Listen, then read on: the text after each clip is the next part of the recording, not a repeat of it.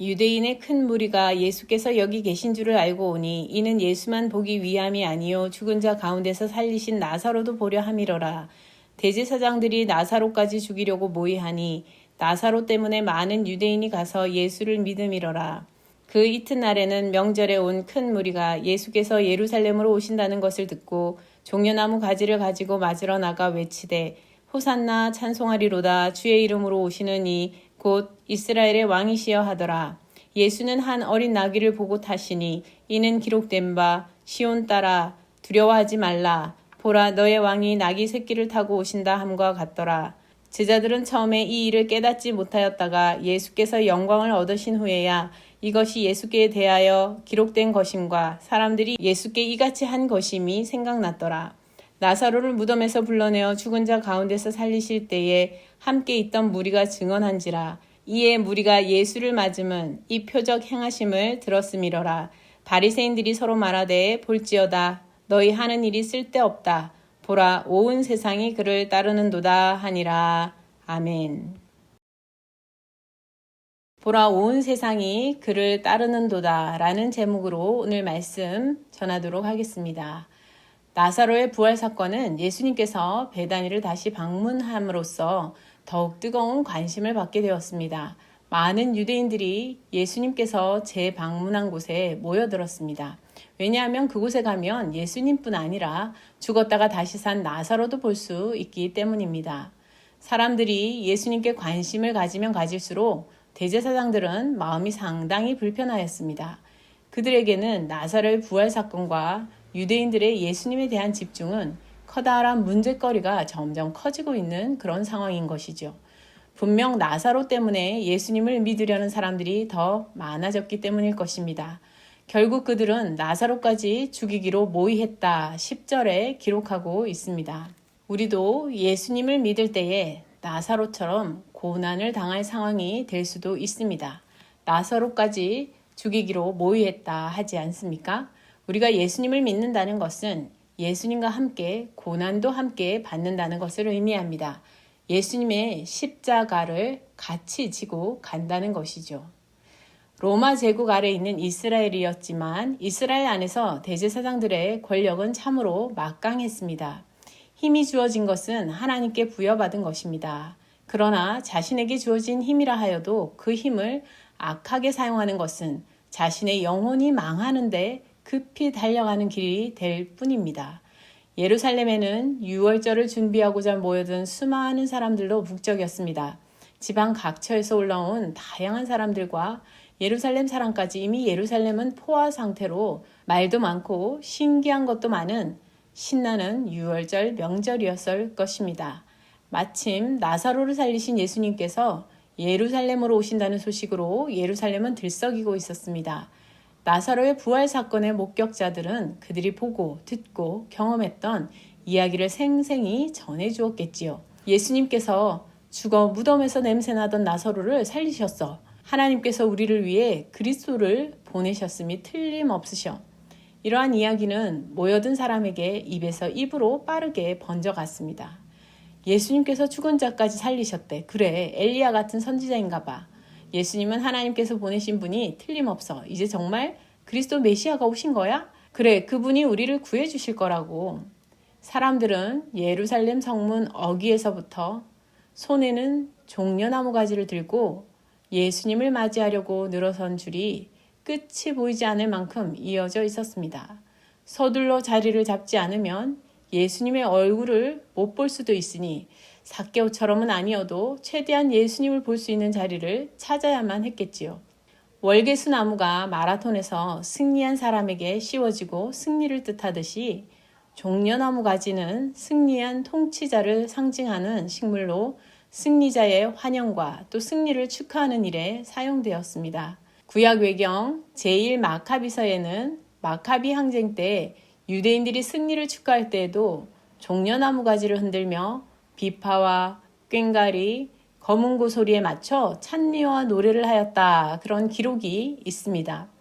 종려나무는 대추야자나무라고도 하는데 대추야자는 영양도 아주 풍부하고 달콤해서 맛있기도 하면서 좋은 에너지 공급원이 되는 열매이기도 합니다. 이러한 종려나무 가지는 승리와 더불어 기쁨, 번영의 의미를 가지게 되었지요. 주로 로마 화폐에는 월계 수잎이 등장하는 데 반해서 이스라엘에서는 종려나무 가지가 등장합니다. 포로귀환 시대에도 사용되었고요. 현재는 10세켈 이스라엘 주화에 들어가 있기도 할 만큼 종려나무 가지는 이스라엘을 상징하고 또 구원의 하나님의 은혜를 상징한다 할 수 있겠습니다. 시편 117편 25절에 여호와여 구하옵나니 이제 구원하소서라는 구절이 있습니다.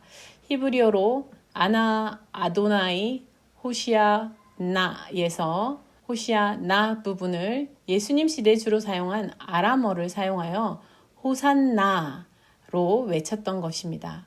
호산나는 그러니 구하노니 이제 구원하소서 하는 내용입니다. 시편은 믿음의 선조들의 기도인 동시에 또 찬양이며 노래였습니다. 예루살렘으로 입성하시는 예수님을 맞이하는 사람들이 함께 호산나 찬송을 부르며 예수님의 구원의 능력을 나타내시기를 구하고 있다 하겠습니다. 나사로를 살리신 예수님께서 이스라엘을 구원하여 주시기를 노래하고 있는 것이죠. 찬송의 내용을 다시 살펴볼까요? 호산나 찬송하리로다 주의 이름으로 오시는 이 곧 이스라엘의 왕이시여.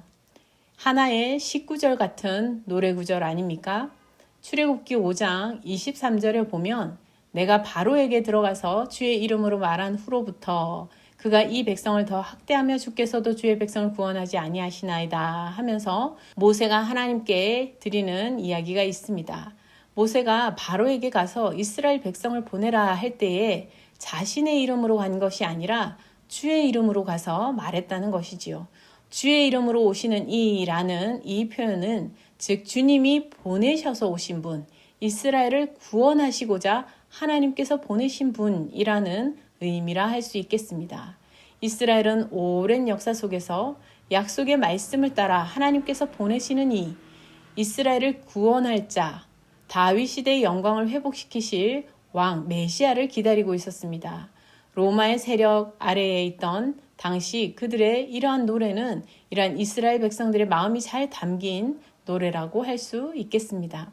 예수님께서는 스가랴 9장 9절 말씀처럼 나귀 새끼를 타고 예루살렘으로 들어가셨습니다. 여기 예수님의 겸손하신 모습이 잘 드러나 있지요. 스가랴 9장 9절을 보면 시온에 따라 크게 기뻐할지어다. 예루살렘에 따라 즐거이 부를지어다. 보라 내 왕이 내게 임하시나니 그는 공의로우시며 구원을 베푸시며 겸손하여서 나귀를 타시나니 나귀의 작은 것 곧 나귀 새끼니라.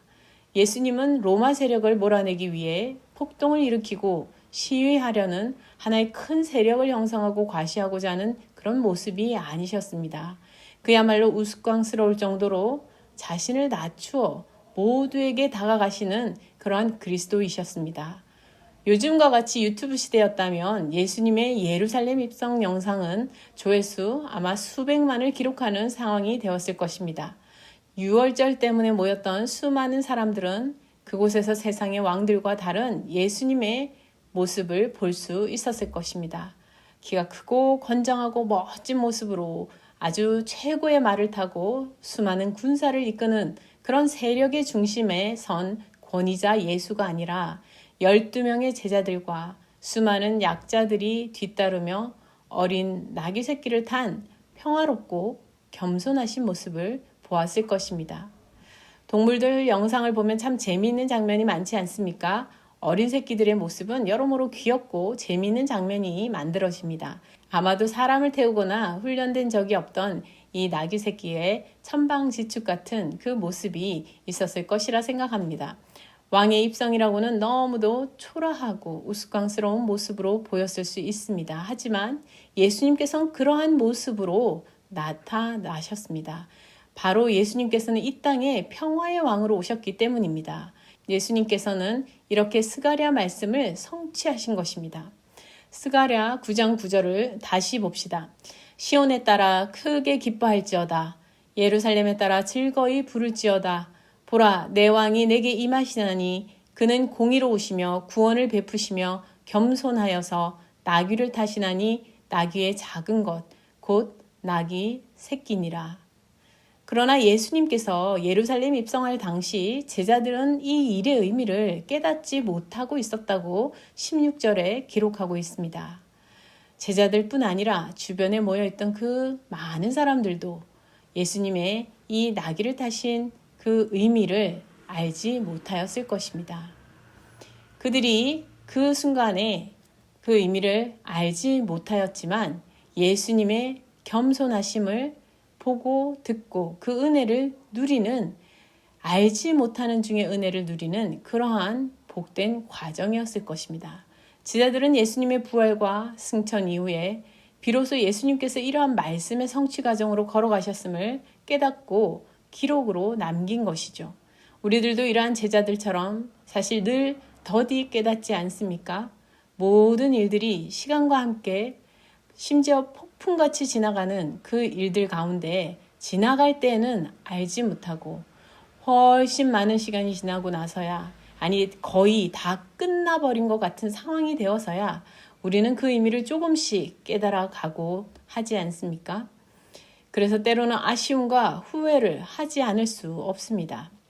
하지만 조금이라도 깨닫게 되는 그때가 복된 때임을 믿으시기 바랍니다. 이미 늦기만 한 때가 아닙니다. 모든 것이 끝나버린 것이 아니라 여전히 우리는 그 문제 아래 놓여 있고 또 그 문제와 관련되어 살아가고 있습니다. 내 마음속 깊은 곳에 묻어두었다 하더라도 또 꼭꼭 잠궈버렸다 하더라도 우리는 이전의 문제를 해결하지 못하였다면 아직도 그 문제가 나와 관련이 있다는 것입니다. 지금이라도 그 문제를 풀 열쇠를 찾고 실마리를 찾아 오래 묵은 김치로 숙성하듯이 성숙해져가는 기회로 삼아야 할 것입니다. 우리의 믿음도 성숙해져 가야 할 것이고 하나님 나라에 이르기까지 성화로 나아가야 할 것입니다. 제자들은 그들의 지난 날들을 돌아보며 다시 신앙의 방향을 잡고 바르게 증언하는 기회로 삼았습니다. 수많은 사람들이 나사로를 살리신 표적 행하심을 듣고 몰려와서 예수님의 예루살렘 입성을 축하하였습니다. 그러고 말하였습니다. 예수님, 우리도 구원하여 주옵소서. 우리에게도 구원의 능력을 나타내시옵소서. 호산나 찬송하리로다 찬양하였습니다. 오늘 본문 마지막에는 바리새인들의 말이 등장합니다. 봐라, 너희가 하는 일이 다 쓸데없다. 이러한 말이 바리새인들 입에서 나오는 것이 너무 신기하지 않습니까? 아무리 예수를 없애려고 그들이 노력하고 애를 써보았다 할지라도 그를 믿는 자가 늘어날 뿐이라는 것입니다. 봐, 온 세상이 그를 따르고 있지 않느냐, 이렇게 이야기하고 있습니다. 그렇습니다. 하나님께서는 하나님을 거스르는 인간의 모든 죄된 생각과 계획과 노력들을 다 허사로 만드십니다. 또 만드실 것입니다. 이 사실은 그들이 예수님을 십자가에 못 박고 난 이후에도 마찬가지였습니다. 그들의 모든 노력과 모략과 그 모든 것은 하나님 앞에서 다 쓸데없는 일이었습니다. 그들의 지혜도 그들의 꾀도 하나님께서는 비웃으시는 것입니다. 지나가고 난 후에 그들이 돌아보면 쓸데없다는 것을 나중에서야 보게 되는 것이죠. 하나님께서는 예수님을 다시 살리심으로써 그들의 모든 노력을 허사로 만드셨습니다. 우리 인간은 모두가 죽음 앞에 서게 됩니다. 언젠가 우리가 죽음 앞에 설 때에 지나온 날들을 돌아본다면 예전에 그렇게 안절부절하였던 수많은 일들이 대부분 쓸데없다는 것을 알게 될 것입니다. 우리가 죄된 선택을 하며 죄된 노력을 하였던 그 모든 것이 결국은 아무 소용이 없다는 것을 알게 될 것입니다. 본문에서 결국은 바리새인들의 노력과 달리 수많은 사람들은 주님을 따랐다라고 기록하는 것입니다. 본문에서는 온 세상이 그를 따른다라고 기록하고 있습니다. 이 말씀이 예수님의 십자가 사건 후에 더욱 확실하게 드러나게 되지요. 예수님께서는 십자가에 못 박히셨지만 부활 사건으로 결국 그 모든 죄된 일들이 허사가 되고 말지 않습니까? 초대 교회에서도 마치 예수님을 십자가에 못 박듯이 많은 성도들을 박해하였습니다. 그러나 복음은 전파되었고 교회는 더욱 확장되어 갔습니다. 전 세계로 복음이 전해가는 그 배경이 된 것이죠. 중세의 암흑 시대는 어떠했습니까? 참으로 죄가 가득하였던 그 중세의 시대에 종교 지도자들뿐 아니라 수많은 사람들이 죄로 가득한 그 암흑, 정말 깜깜하던 그 시대에 오히려 종교 개혁이 일어나 교회는 더욱 새로워지고 전 세계를 향하여 성경이 번역되어 나가는 그런 놀라운 기회가 되는 것입니다. 죄의 세력이 강대해 보이고 그 하는 일이 커 보여도 그 하는 일이 쓸데없으며 결국은 하나님께서 무너뜨리신다 하십니다. 온 세상이 결국 예수 그리스도를 따르게 될 것을 오늘 본문은 말씀하고 있습니다. 요한복음서는 세상을 사랑하사 독생자를 보내신 하나님의 구원 의지를 강조하며 이스라엘뿐 아니라 온 세상이 예수 그리스도를 믿고 따르게 될 것을 선언하며 고대하고 있습니다.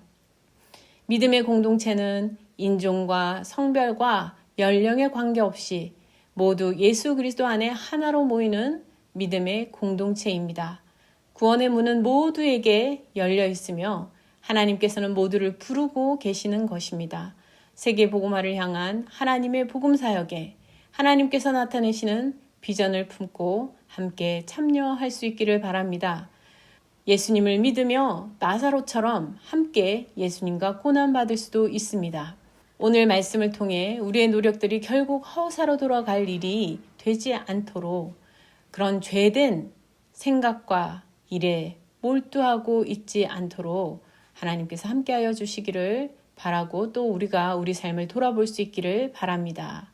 주님의 주 되심이 드러나고 온 세상이 주를 따르는 복음 전파의 사역에 우리 모두 기도와 또 삶으로 함께 참여할 수 있기를 바랍니다. 함께 기도하시겠습니다.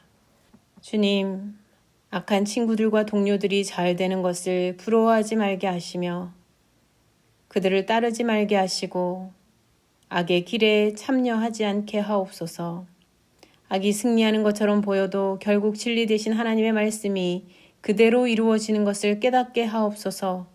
우리의 구원을 위해 계획하시고 일하시며 약속대로 성취하시는 주님을 온전히 믿고 호산나 찬양하며 나아가는 믿음 생활 되게 하옵소서. 보라, 온 세상이 그를 따르는도다 하신 말씀처럼 온 열방이 주님의 주 되심을 믿고 구원의 예수님을 따르게 될 것을 믿고 바라게 하옵소서. 형제와 친구와 동료에게 복음을 전파하게 하옵소서. 사랑의 복음, 화평케 하시는 하나님의 능력 전할 수 있게 하옵소서. 교만한 마음 내어버리고 나 자신이 죄된 생각을 버릴 뿐 아니라 서로의 구원을 위해 중보하게 하시며 새로운 시대에도 차별 없이 베푸시는 하나님의 선교 사역과 그 과정 가운데에 지역 복음화와 세계 복음화에 참여하는 성도와 가정과 교회 되게 하옵소서. 감사드렸고 예수 그리스도 이름으로 기도드립니다. 아멘.